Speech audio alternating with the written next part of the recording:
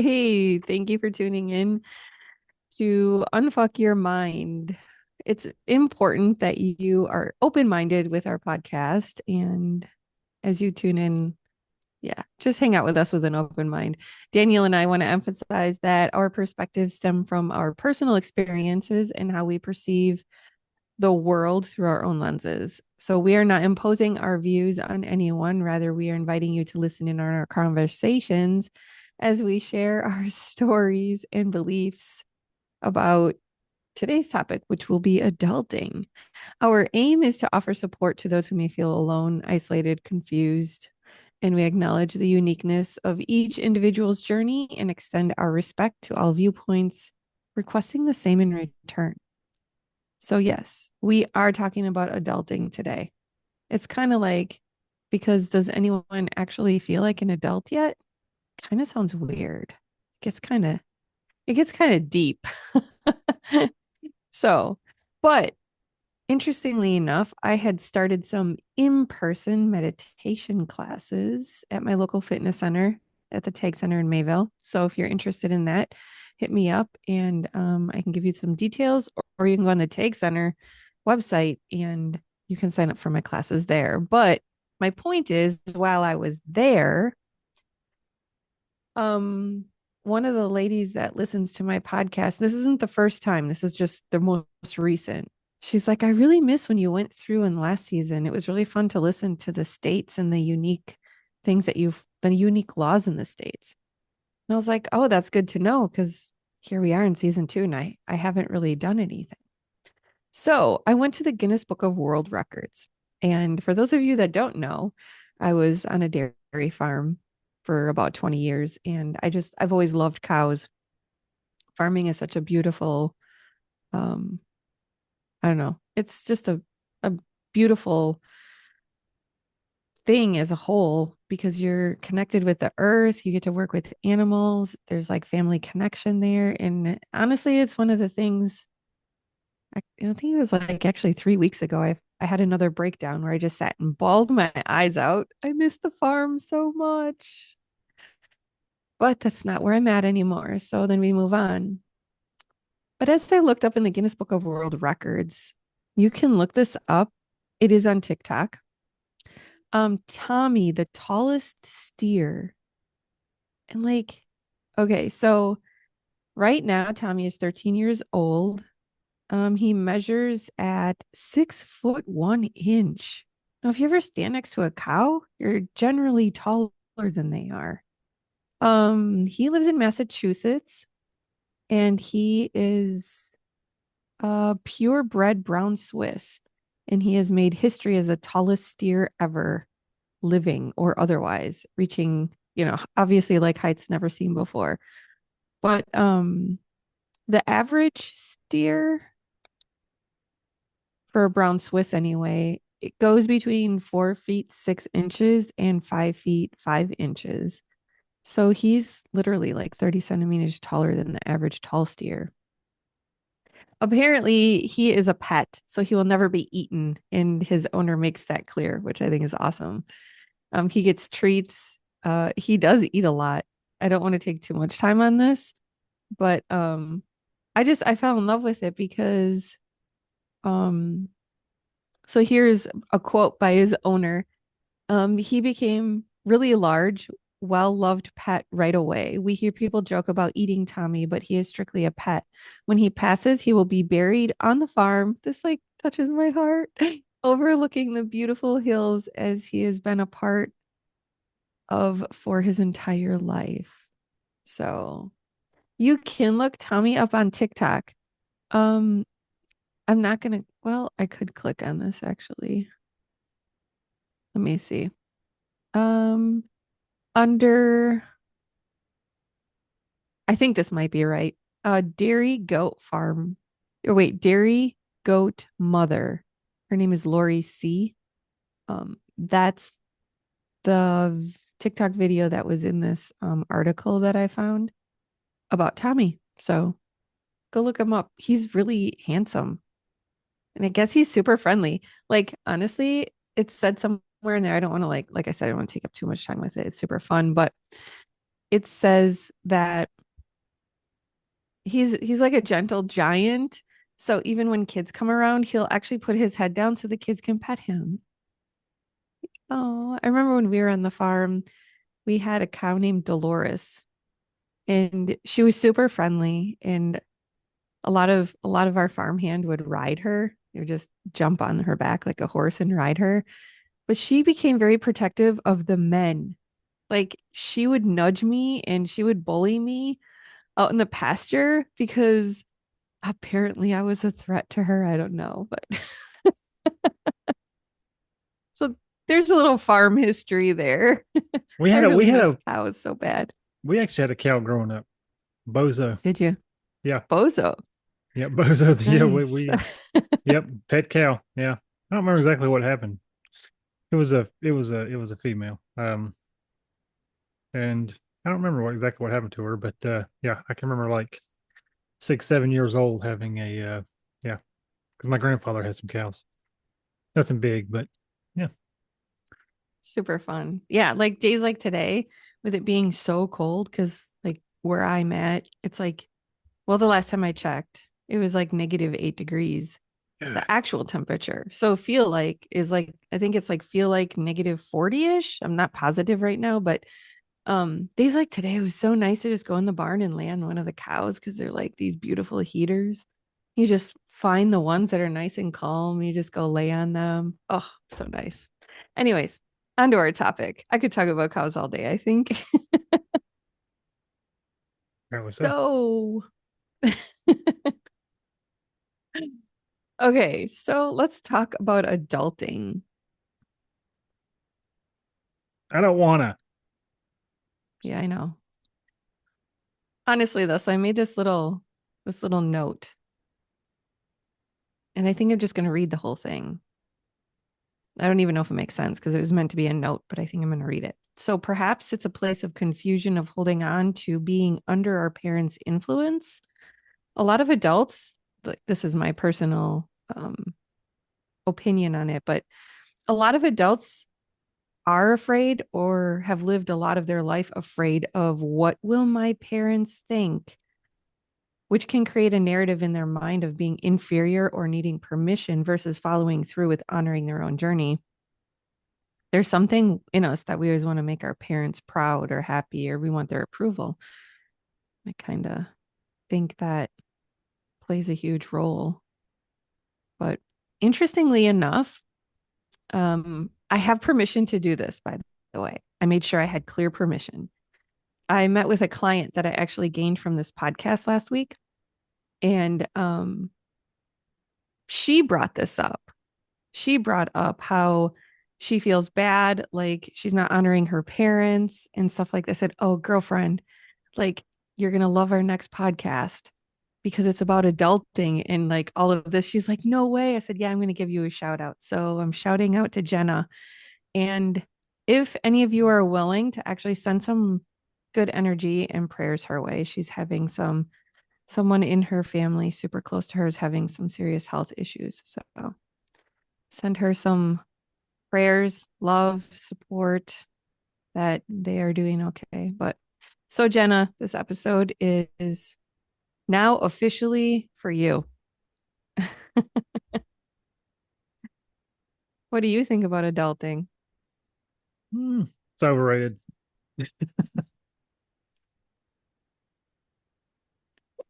It's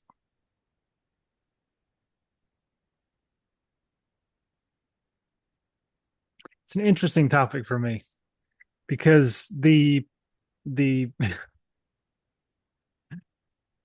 any of my siblings are listening to this. Let me just go ahead and apologize in advance. Um, but I was not raised in a house that was, let me just say it this, let me just say it this way. Um, my my life experiences growing up were there were a lot more lessons about what not to do than there were about what you should be doing. um, I guess I can agree with that. So I'm trying to be nice here, I'm trying to be an adult, but Don't do that. Don't but do it. It's a trap. but my yeah, right. But yeah, my childhood was full of a lot of experiences about things that you just that were not beneficial for learning what to do. Um, yeah, my parents were, especially my mother. Didn't know my dad as much, but did have a stepdad, who was I learned some good things from him, but a lot of hurdles there too. But my mother was more the gypsy type, more like fly by the seat of your pants on everything. And yeah, it was definitely not always beneficial. I mean, yeah, there were some sporadic moments that were exciting, and I have some of that, but um, yeah.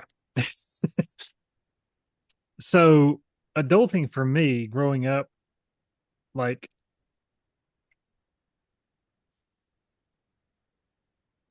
I'm wondering if you're going to say the same experience I've had. I'm waiting for it. I'm waiting. I'm Say trying the not to. words. Say the words. My mother's passed away now, so but so is my stepdad as far as that goes. But so the when I got old enough, at 15 years old, I actually got my first public job. Now at 12 years old, my stepdad had a pallet business in Georgia where I grew up at. And he built wooden pallets, right? Nail guns, rail arm saws, lumber, all the things. Um, and at 12 years old, I was doing that. And so I've been working since I was 12. And as soon as I was 15, was able to, after we moved up here to Virginia, where I'm at now, at 15, as soon as I was able to do it with my parents' permission, I actually got a public job, and I have been working ever since. I am 47 now, so you do the math. Um, all that to say that, at 16, I bought my first car on my own. And by the time I started, my sophomore year in high school, as far as at 16, I was buying my own school clothes, my own food, bought my own car, put my own gas in my car. I mean, that, I was not, the only thing that I was reliant on my parents was a place to live. And even with that, there was,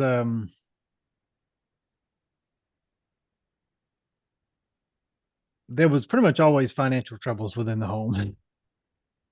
And because my mom and my stepdad both had their ways, said that way. But and by the time I was 18, yeah, at 18 years old, um there were things, and again, I won't get into the details because I'm not trying to be that, whatever. But yeah, I kind of started, there were moments of at 18 years old, financial things that I had to take. I didn't have to, but I felt, responsible as, as an adult and still living in their house. Um, there were financial burdens at 18 that I took on for the whole house. And there were things that not everybody in the house knew. And, because I've always been that type of person. Just I'm a fixer. I just get in and I do what I do. And why hypnosis was an easy adoption for me. Um, but so I've been more the adult is almost as far as I can remember. Yes, that's what I was waiting for. And I knew it you was going to know, come because we're always on the set, that same wavelength. How we get there is always a little bit different. But I'm like, he's gonna say it. I know he is. I can feel it in my gut.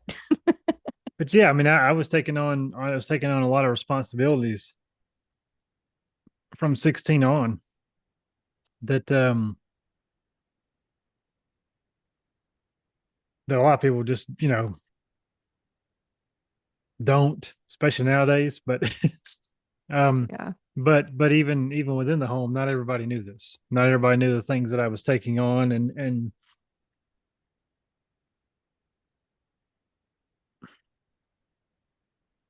it's an interesting topic for me. It's an interesting topic for me because in some regard, I think it really helped me as getting older and made some definitely um better decisions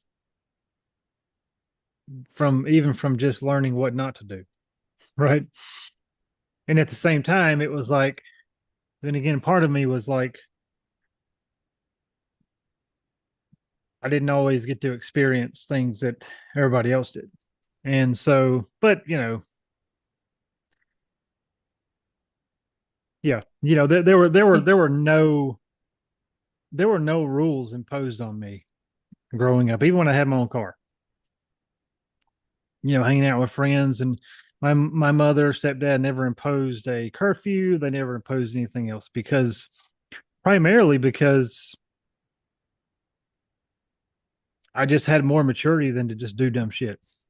I mean, to be honest, I mean, I did some dumb things, but overall though, they never had to. Overall, because I took on the responsibility. I knew what time I needed to be home and to get sleep, to go to school, and graduate high school, and all the things that I wanted to do in life. I mean, I just, again, I'm not perfect, and I've made some of my own piss poor decisions. Um, but yeah, ultimately, this is, I don't know, it's just got me in deep thought, and I'm trying to constrain that because I could go like a million different directions. Right. On But my all that to end, say, I just didn't have a lot of. I was more the adult than I yeah. saw the example of it. On my end, it's really interesting because I've been thinking about this. I picked this topic last Monday right when we were done recording. I'm like, what will we do next? And I was like, oh my gosh. So I've had the whole week. Usually I don't reflect so deeply on the topics. I'm like, oh, it'll be what it is and we'll connect and we'll have fun. But I've been reflecting on this all week. And what I've realized is at what point do you feel like an adult? I'm over here like, I don't ever remember not feeling like an adult. I remember like I was so intuitive as a kid. Like when I saw adults acting a certain way or doing certain things, like I knew that they were wrong. How the hell did I know they were wrong? I don't Same, know. Cause like same. I would just knew. And so, but then there's this other part of me, and I think it taps into, even though like I don't ever remember feeling like a kid, there's always this part where I so desperately wanted approval, especially from my dad, right? So that kind of lingers over into the childlike mindset, even though I don't ever remember feeling like it's so deep and complicated on some level. Like if it's just like I've never felt like a kid, but then I have some of these childlike approval things that, have gone through my head. And I think it's safe to say that both can exist because I think honestly, as an adult, I've brought back more childlike a presence in my life to have fun. And I'm really confident in myself now, so like giggling and laughing, and I can walk through the store and dance through the aisles to the songs and goof around, and I mean, I don't care. I just have fun. But I don't know. There's that. My mom had me when she was really young. So she herself was a kid. And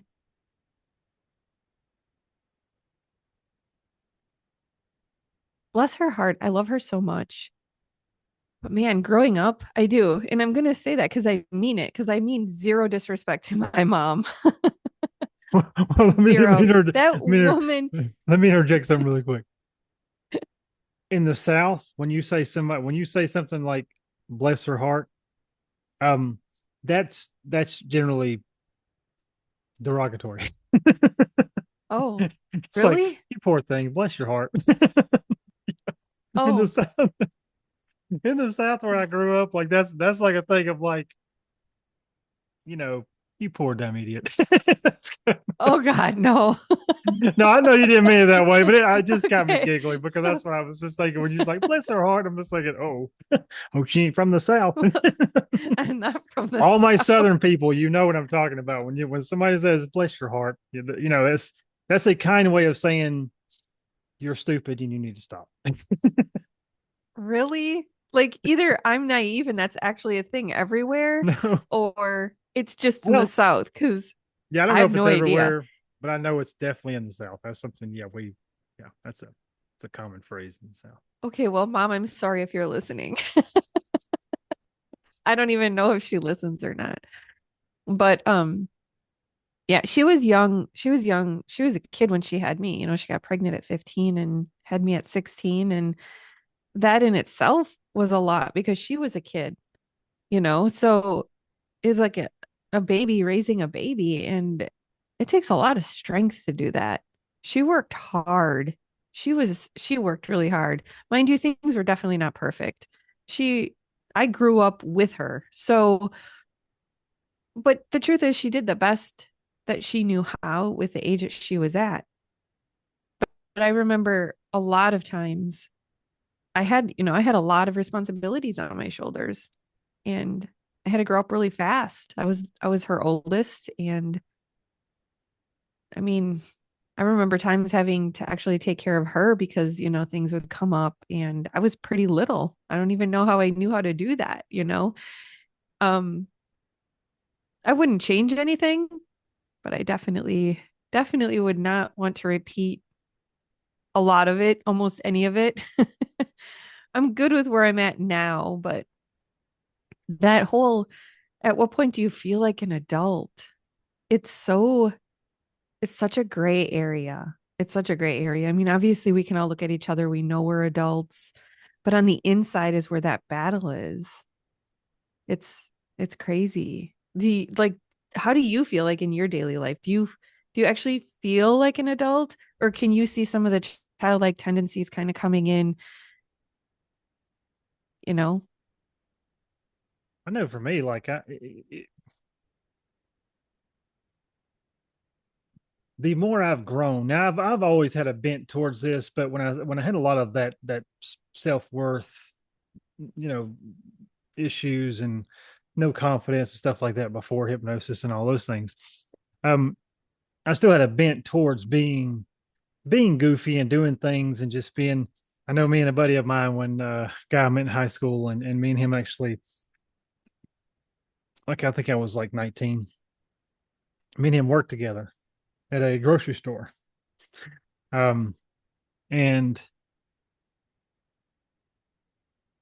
which we developed this little thing. Anytime me and him like be going somewhere walking, we would take turns doing this. But you know how they have like those they would have like little barrels of frozen stuff or cold stuff or whatever in the middle of the aisles. Mm-hmm. Like especially on the end aisles. Well, me and him we would do this little thing where we would walk down the aisle and we would turn and look at each other and just pretend like we're just in deep conversation.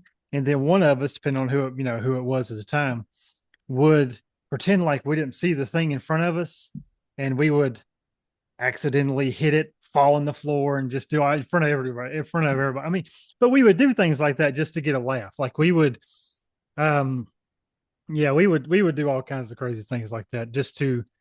But since I've especially since I've dealt with those self worth issues and the confidence and things like that, I know now, especially having kids, um, I love doing things like that. I will do Mm-hmm. things with my kids. I'll you know, I'll get on the playground with them. Oh, I'll, yes. yeah, I mean, and I'll do whatever. I mean, because I, Playing follow the leader on the playground, if the playground is big enough, is so much fun. yeah, It's and so fun. we've got a playground like out here in the yard, and it's pretty good size. It's got like a little tunnel and like a little rock wall that you climb up and all those kind of things like that, and to be honest, I mean, I'm too big for that, but uh, because I mean, I really gotta, but I'll crawl through that thing. I'll chase after the kids. I have to get in that tunnel. I have to lay down on my belly and pull myself through like Yeah. this. I cannot. I do that at the public playgrounds. I'll be Yeah. like, And screw it. I'm going in and I'm like, I'm gonna get stuck. Somebody pull my feet out. yeah, so it's things like that. And, even out in public and stuff like I don't mind. I don't mind being goofy. I don't mind having fun. And I think that's one of those things that oftentimes we are taught that being an adult is about getting a job or getting a college education, then getting a job, then working most of your life, slaving away, save enough money to retire, and then you may have 10 good years to go do things. And if I can say this properly, that's just a big load of steaming horse shit. Horse shit. So, Nice. but what and I say that because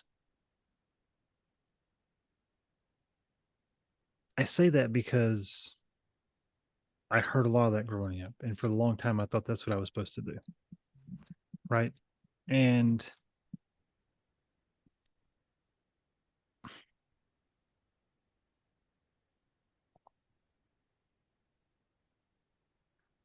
the place that I'm at in my life right now is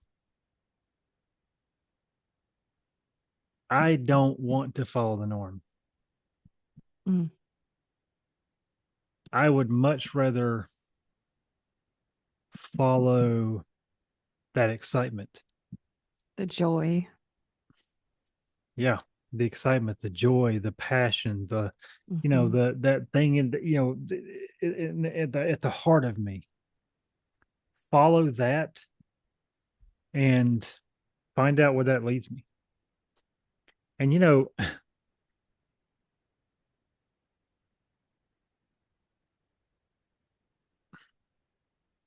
like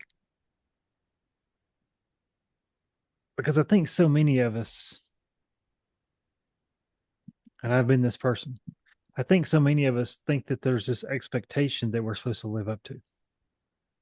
Yeah. And I'm not saying Once you're just in, void of all responsibilities, right? As far as, you know, if you buy a car, pay for it, right? But my question about that would be, what why would you buy the car in the first place if it's something that you later on don't want? That's a whole different topic. But like for me, because some people love that new car, right? Some people just actually just like having that stuff. So I'm not opposed to that as long as it's what you actually having, or what you buy is what you want, right? If you think about that, what I mean is don't buy it because it's what somebody else wants. Don't get the job because it's what your parents expect you to do. Oh, my mom mhm. was this or my dad was this, so I need to be this. No. I don't want to disappoint my parents. This is what they want. I hear a Yeah. lot. I Well, hear a lot of that. and there's two things to that. One, I would highly recommend asking them first because a lot of times those expectations are self-imposed. Hmm. And then two, if they try to tell you or make you do something, um, you tell them that they can effectively shit and fall back in it. Okay, because I mean, I'm sorry, I don't mean to be crude, but I'm just going to be honest with you. Okay. Shit sandwich and whipping shitties just came to mind. Right. But so, well, and I say that because, man, like, look, you know, it's your life. You do you. You know, sure, you can get inspiration from them. And if you see the life they live and you're thinking, man, that seems like a really exciting life to me. That lights me up if I think about doing what my dad's done or doing what my mom's done or whatever the case may be. If I look at their life and that makes me excited, then go after it. Mhm. But if you look at their life and that makes you dread and say, hey, appreciate what you've done, but your path, my path.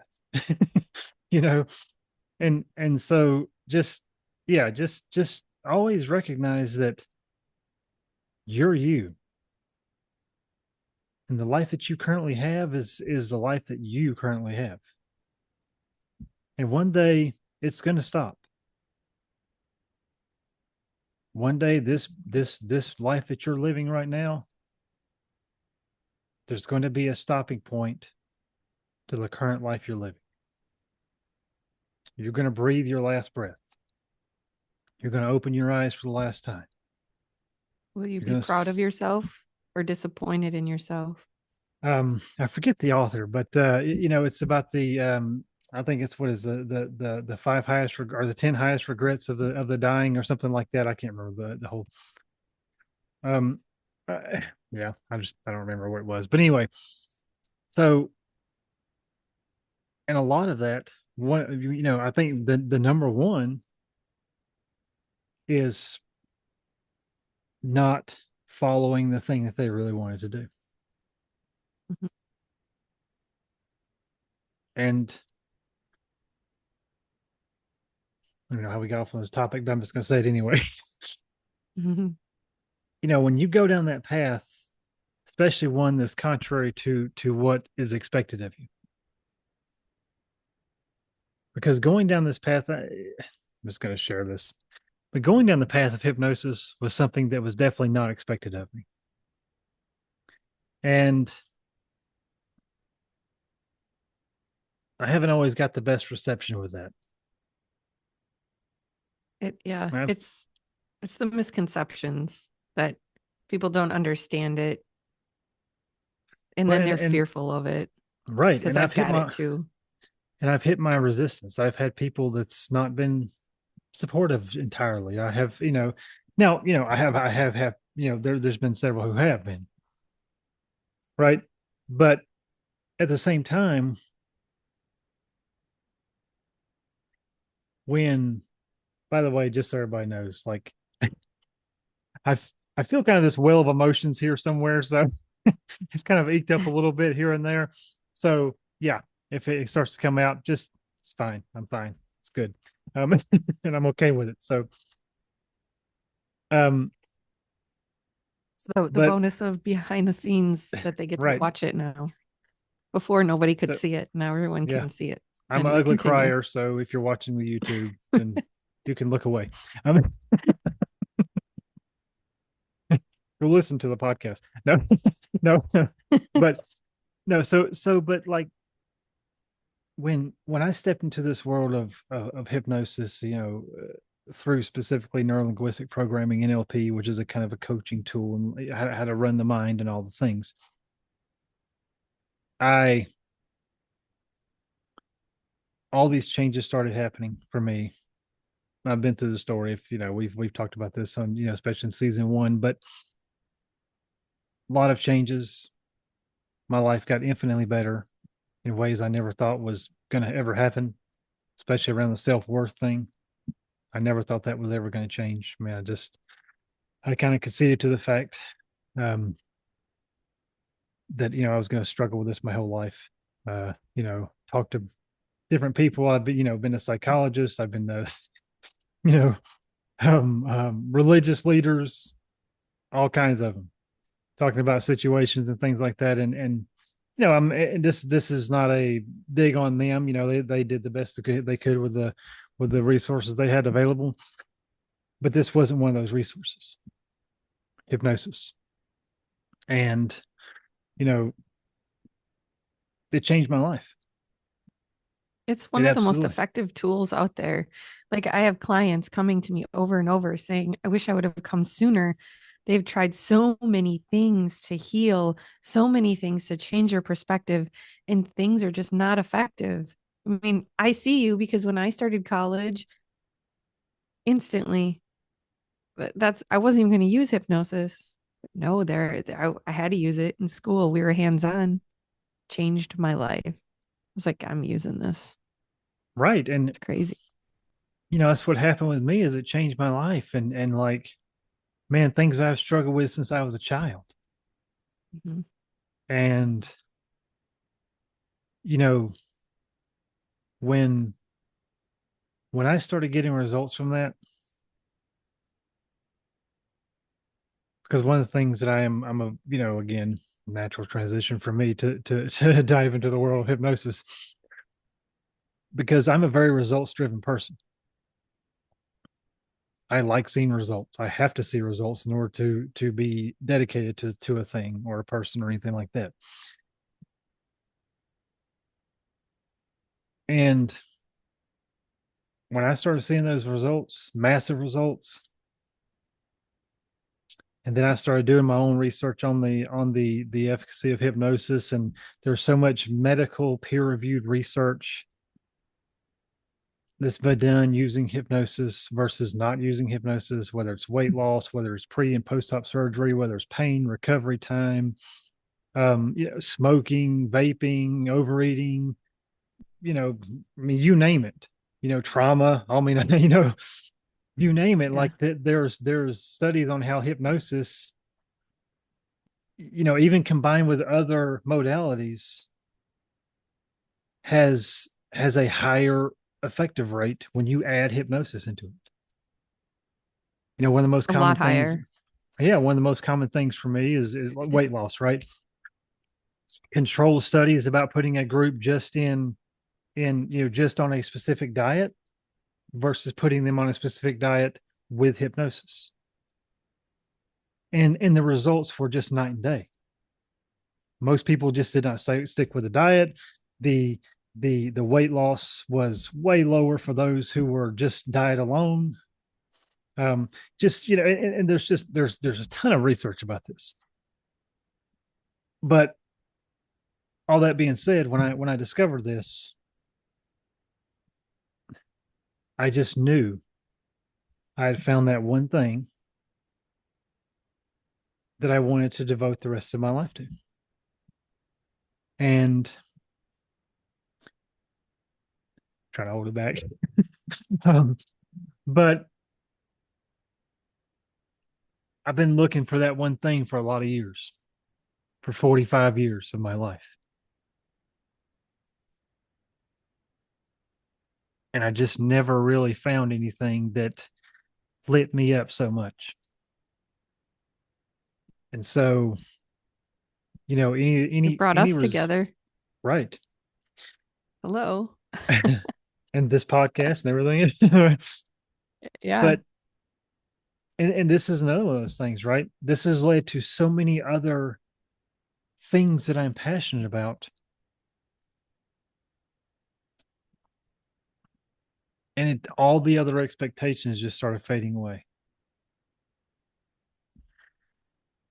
And that was one of the most powerful things for me because I finally found something that I don't care the resistance. I Is don't that when you put care. on your is that when you put on your big boy pants and grew up into being an adult? Well, in essence, yeah.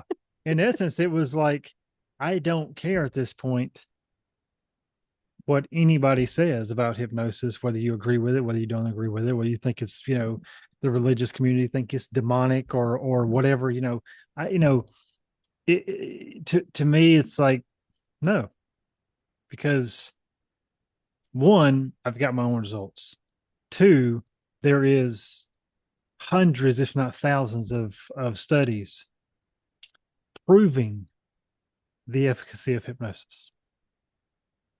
And you're not trying to get off on that kick, but at the same time, it's like I found the thing that I'm passionate about. I found the thing that gets results that I love doing, that I enjoy doing, that just lights me up inside. I can talk about it, as you can tell. I talk about it, and the emotions, the emotions start coming up.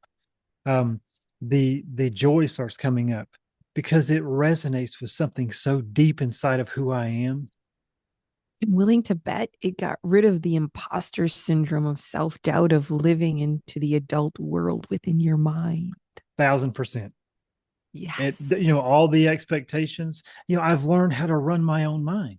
So when those little things that come up, because hypnosis is not just about a tool, let me say this: hypnosis is not that one little thing where you can just use to change, anything and everything. It literally trains your mind how to, it's hard to describe this, but you know, diving into this world, learning this about hypnosis, learning how to do it, also how it works and why it works, and the inner workings of a hypnosis session and all the things. Learning all that, I started understanding how the mind works. I started understanding how to make change, permanent change at the deepest level. So that transformation would flow out of me and not waiting on it to come to me. So, and finding that was just like kind of going first full circle here, about the expectations of parents or anything like that, or society or religious community or your job or whoever. It's no one of those things about the job. Didn't know this either until I started using hypnosis.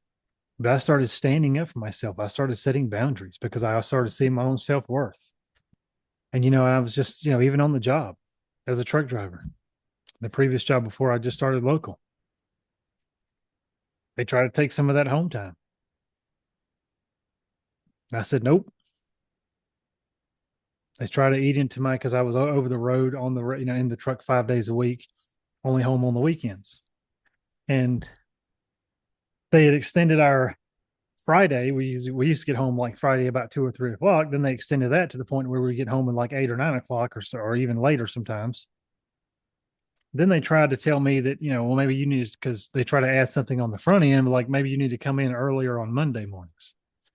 I said no. And this is exactly what I told my boss. I said no, because if I do that, where does it end? You've taken my time on the back end, and where does it end? How much more are you going to take? I'm an employee, not a slave. I mean, I did. And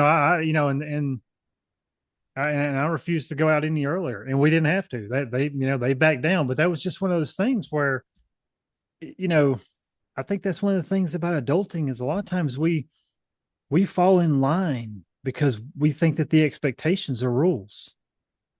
They're not I rules. Could think you get? Oh, go ahead. I think it falls into like the authority, because as kids we are trained, we have to listen to the authority, respect your elders, all these things. And at what point does that leave?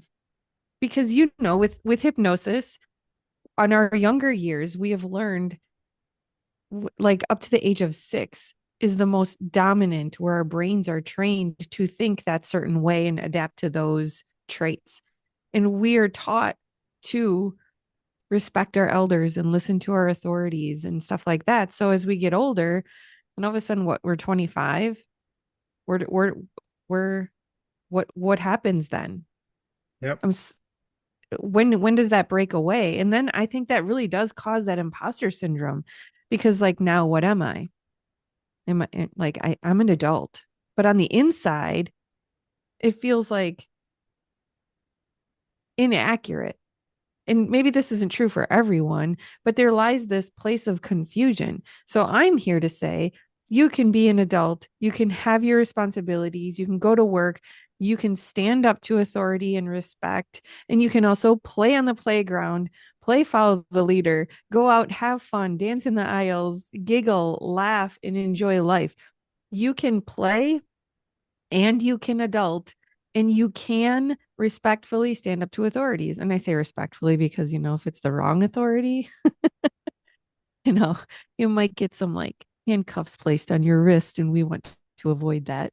But either way, it Well, really is but respecting even sometimes, you know, not encouraging this, but I'm going to say this because even sometimes I think there's a place to where we're okay with the consequences. for Because sure. sometimes, because, sometimes, and we know in our society, like, um, you know, corruption is not something that's uncommon like it used to be. But And, there's a but difference between being assertive and crossing the boundary. right, You can definitely approach something and be assertive. Assertive is different than being bitchy or whatever you want to call it. There's a huge difference there. You can stand up to whoever you want and be assertive and stand your ground and own your beliefs, and quite frankly, I think that that's the best way to go because at the end of the day, when you walk away, you can be like, hey, I handled that very well. I'm pretty proud of myself. So, well, and that's something I was going to say earlier is about like even on your job. You may set a boundary on your job, and it may come with consequences. Like me going in there talking to that to that guy about trying to extend my run. Look, I knew that there was a possibility of be like either you're going to run this or you're not going to be employed here anymore. And now he backed down, but at the same time, now mind you, I'm a heck of a truck driver. I got an extremely clean driving record and all the things, right? but but with that being said, I understood that there could have been some consequences, even up to the point of me losing my job. But at the same time, your job is not going to, you know, at the end of your life, you're just a number.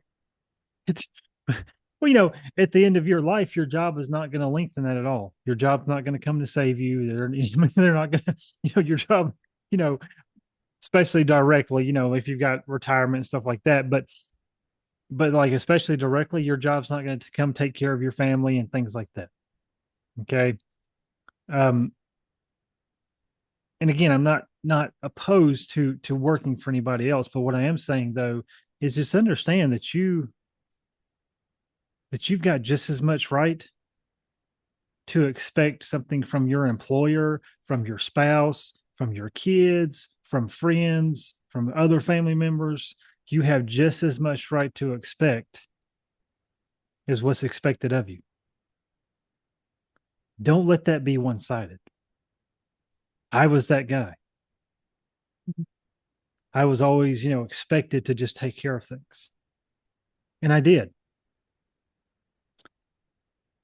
And I'm learning that's not okay. That it's okay to actually stand up and be like, hey, I have some of my own expectations. I don't mind meeting somewhere in the middle ground, if you will, but I refuse. I refuse to go back to that life of where, well, a lot of that had to do with my low sense of self worth, always trying to prove myself. Um, but now I that's feel dealt with, ya. especially I now that's feel dealt ya. with hypnosis. I mean, now I can look at anybody and, whether it's my wife, whether it's my employer, whoever it is, I can look at them and be like, hey, I'm just not doing that. I'm not okay with that. I'm not okay with this. I'm not, whatever the case may be. And I don't come at it like an attacking way, but at the same time, I'm like, this is the boundary. You're crossing it. Assertive. So either you stop crossing it or, we'll elevate this to a higher level conversation. And then, at some point, like when I really get pissed off, that's using one of my go-to lines when I get pissed off is like, you either stop with this conversation or this conversation is going to go a different way. and, Honesty. yeah. Yes. But again, like that's the reason why, even like anger, right? A lot of times we put that negative context to anger and I understand, mostly why, but there's a place for it. There If is. somebody is constantly berating you, beating you down, crossing those boundaries, won't take the hint, as the old saying goes.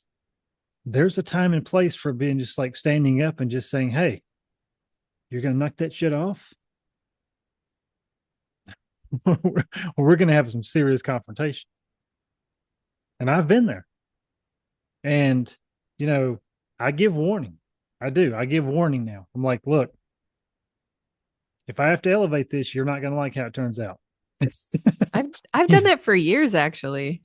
I don't know And where that came from, but I have done that since my kids were little even. I used to tell them, I'll be calm, and I'll be calm, and I'll talk, I'll communicate, but then it goes from here through the fucking roof. And I'm like, now you know. well, There's and no used to in between. It's like, when I was younger, I used to have to wait for it to build up and build up and build up, and then I would explode because I would never say anything. And now doing what I do now versus then, now I'm like, so even when I do get mad, it's not that violent eruption because I've already expressed, hey, look, it's just a very assertive, strong way of yeah. setting boundaries. And it's not that violent reaction of, screaming, cussing, and flipping out like a lunatic. Um, it's, I mean, because I mean, that's the way I used to handle things. Like I would And just just take and just for take and take. just for clarity, when I described what I have been doing for years, yeah, it wasn't a flip out thing. It was just, okay, now I'm pissed, so here we go. Right. Very, No, very controlled, but yeah, yeah, I I would give wasn't. warning after warning. I was not.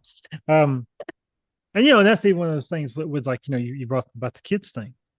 Jordan Peterson, he said something that I think is, of course, he's known for controversy anyway, but which I love. Mhm.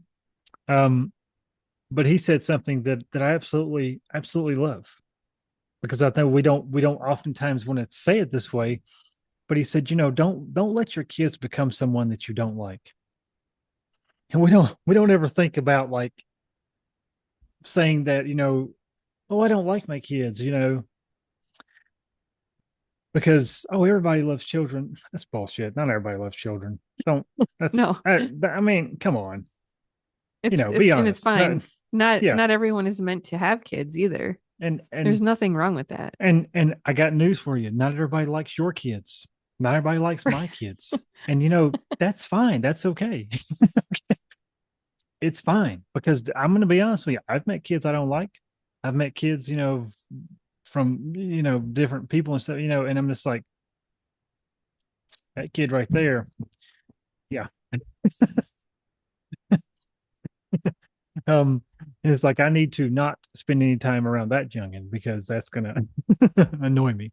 And I've met those kids. They're few and far between because I've very much like love children, but there's times with my kids now. I'll tell them that now. Like, look, you're doing that thing in this house, and I don't like it. So either you stop. I'm giving you the opportunity to choose to stop, or I'm gonna force that on you. I'm gonna make you stop. um, and they know I mean business because but Yeah. yeah. Anyway, I don't know how we get off on this stuff, but it was back to adulting, right? But it's the idea of the expectations that are placed on us. I just Hmm. whether it be from parents or whatever the case may be, is never, never forget that you always have a choice. Now, you may not like, Yes. the choices may not be ideal in the moment, whether it be a job, whether it be a spouse, whether it be a friend, whether it be whatever. Don't ever think that you don't have choices because you always have choice. And have some self-compassion. Like, give yourself some grace. Like, if you have that internal battle of who am I, where am I going, and what am I doing, and feeling lost, or having that imposter syndrome of, actually, am I an adult? Like, is this really adulting? Just be compassionate with yourself, and find a way to talk yourself through it, because hey, if you got a job and you're paying your bills, maybe the only thing you need to add in there is have some childlike fun and laughter. It could be that simple. there's it's such a gray area, and it really does come down to our little brains as little humans being programmed that this is what we have to do and how we have to do it, and it carries through adulthood. So you have the right to break free from feeling like you are under your parents' claw per se, because you have your own unique journey that you are here to honor, and someone in this world needs that. So And real it's quick important to is, honor yourself. you said, well, I don't know what I want in life. I don't know who I am and who I want to be and things like that. If those are thoughts that are rolling over in your brain, right? There's a there really is a kind of a easy way um to begin to narrow that down. It's called contacting Daniel or Jamie, because we are here to help you. And that's what actually helped us. I Well, couldn't resist. that's I true. mean, No, no, it's you're true. not wrong. You're not wrong because yeah, diving into this and actually getting one-on-one work is really what started my journey for sure. Um, but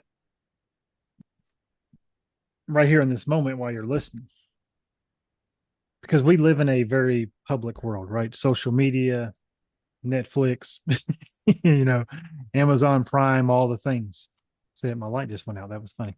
Um, I um, see that.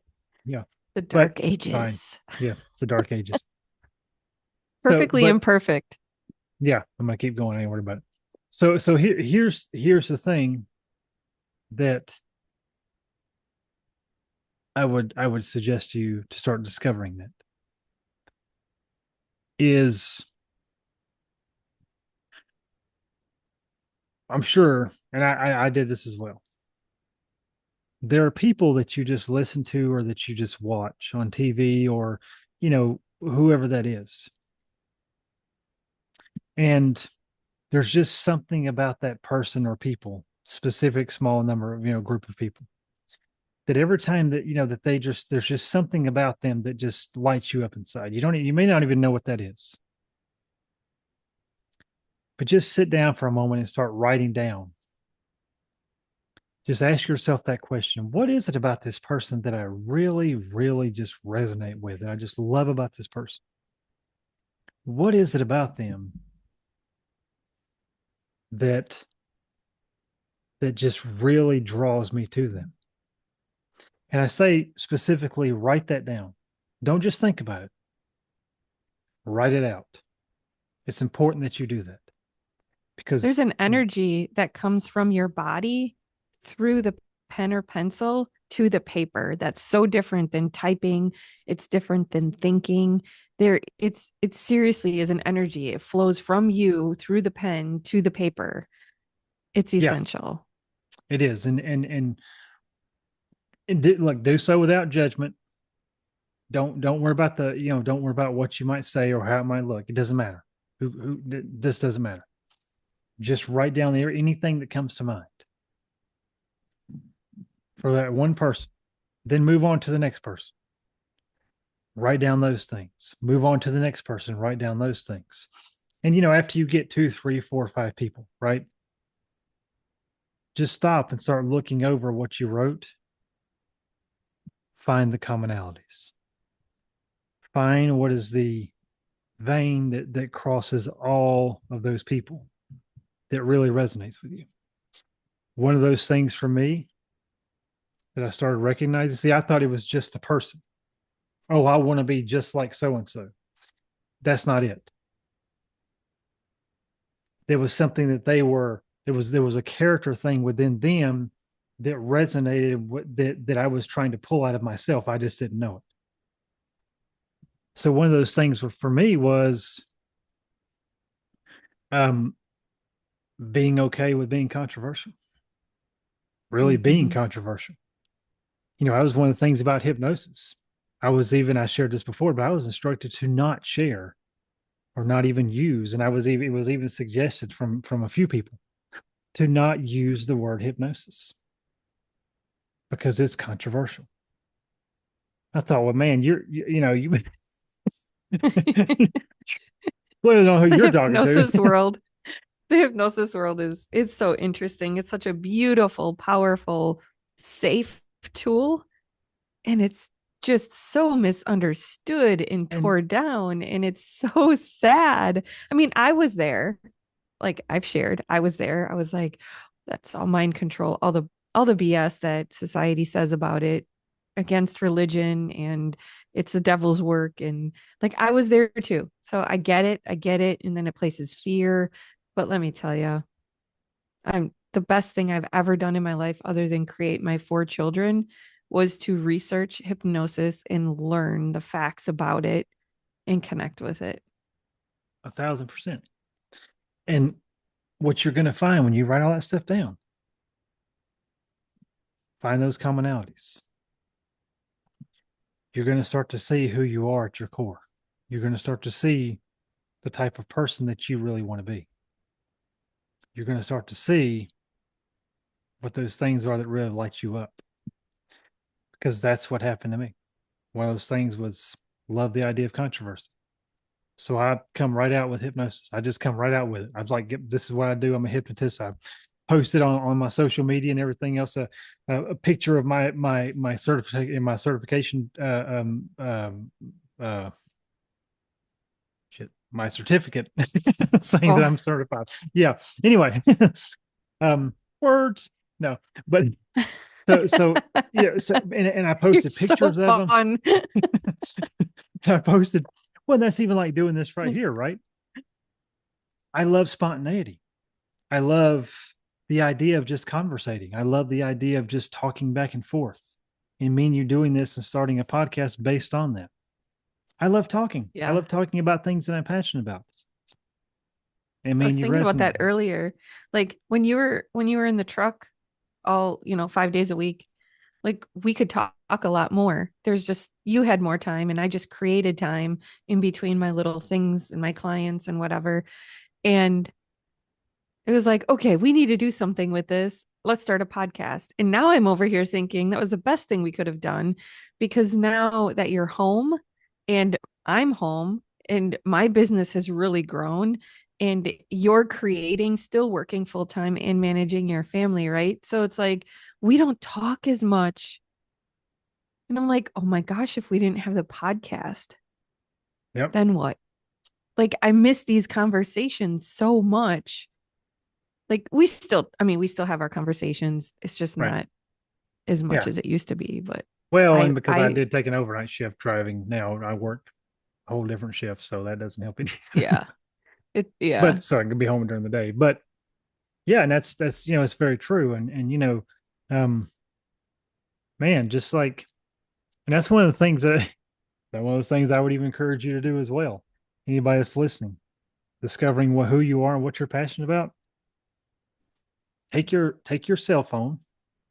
Every cell phone has like a voice recorder on it, Hmm. and just record yourself talking about something that you're passionate about. Just talking And about then something that you just like talking about. Don't worry about what it is. Just start. Just start talking I'm, about it. I'm going to take it to the next level. You can also then follow up with talking about something you absolutely don't like that does not feed your soul. And then when you go back and listen, pay attention. The key is to pay attention to the feelings inside of you. You're really going to feel that shit feeling, and then you're really going to feel that passion feeling, and that's going to drive you more, because when you recognize the difference between the passion and the shit, that's life-changing. That's It life-changing right is, there. and that's a very good point because it's called a contrast frame, right? It's I know what I don't like because I know what I do like, and then I know what I do like because I know what I don't like. Yeah. it's a contrast frame. It really is. It's a very good, very good effective way of discovering those things, because what you'll see is especially if you start doing that, that's a great idea. I love that. Is you start talking about things that you absolutely despise, your mind is automatically going to start coming up with the reasons why. I hate this Mm-hmm. because of this. And that because of this is going to lead you even into the things that you do like. It's a very it's a very interesting thing to see how the mind works with that. But yeah, do those things, and see what pops out. Yeah, this is good. This is always I good. love how we just taking everything to that deeper level. Yeah, I suppose in closing, I mean, really pay attention to how you use your mind. Honestly, really pay attention to how you're using your mind. Do some reflecting, examine yourself. You are with you 24/7. So, knowing how your mind, body, spirit works, what it craves, what it doesn't crave is kind of essential to living a joyful, passionate life. So, take some time for you and explore. And Daniel and I are always here for you if you want to, book some one-on-one sessions and things like that. So, And with that, I do want to um give a little plug here for myself, if that's all right. um, but I am starting a this is a kind of a free workshop slash session, if you will, on hypnosis and weight loss. It is something that I'm going to um I will talk a little bit about weight loss, kind of the core of it, and then we're going to go into a hypnosis session for people to actually lose weight. It's what I lose. I mean, it's what I use to actually lose my own weight and have kept it off for 3 years. In February is when I started, the beginning of February, and that was 3 years ago. Um, Now this is completely free.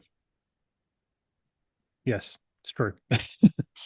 because I it because is. I have a extreme just an extreme passion to do this, because one of the things that I very, very much believe, and that's because I've seen it in my own life and in the lives of others, is that health and fitness is kind of like the gateway drug to success. And I just had this idea, and again, it is not always something that's suggested that you do free hypnosis, right, for people, especially around a It's kind specific of topic like weight it's loss. it's frowned upon, but I Yeah, mean, that's what but we go against the grain. it's something that I love people, and I love helping people, and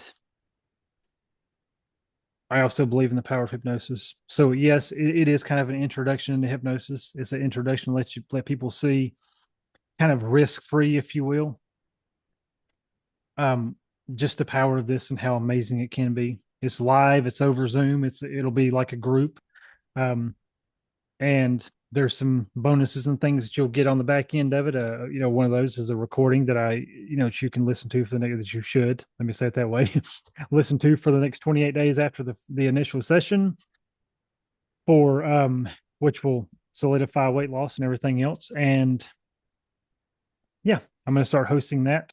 And I will actually put a link in the comment section of our description of the podcast, and the YouTube video, where you can go and sign up for that. Again, it's totally free.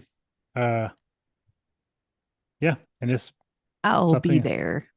something I'm gonna really, really look forward to doing and love doing. I've been kind of testing this for a little bit as something I just had a strong intuition to do, and so I just decided to follow it. So yeah, It's I'm getting ready it's to kick been that off. fun watching you create it and being on the other side of you sharing and your excitement and your passion about it. Yeah, it's been fun. So thank you Well, for and I do. I appreciate the kind words, and I love weight loss, and yeah, I just wanted to kind of share that with you guys. And so if that's something that is something that you're looking to actually lose some weight, I don't care if it's 5 pounds or 50 pounds, because what this attacks is the actual core of weight loss, which is calories in, calories out.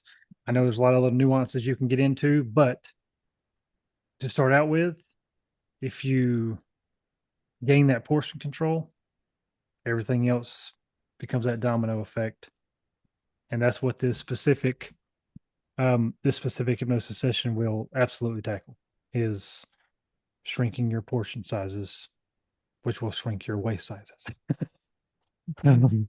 So yeah, it's now. But again, I'll share a link in the description of the podcast, and then and also in the description of the YouTube channel, which we do have a YouTube channel. we do. we only got like 4 subscribers, I think. So we need more of you guys to subscribe to the YouTube channel, which we will also please link in the description of the podcast. check us out. You can see our faces, all the faces we make at each other, and Daniel's almost tears and holding them back. I didn't get emotional today, so that's good. Yeah. You're I the did a crybaby. lot. That's Last year, yeah. because you're cold and unemotional. That's not true. We do appreciate everybody listening, though. We are, Yes, yes, we're actually kicking off this season with a bang, and actually higher numbers than what we had last year, even at the end of last year, even at the right. peak of last year. Um, we're already, hitting some really good numbers and with downloads and all the things, and we definitely, it's because you guys make it possible, and we so appreciate it. So appreciate you listening, and as always, we welcome the feedback. Yeah, and thank you for spending your valuable time with us. We appreciate you a lot, and thank you for tuning in. Thank you all for listening.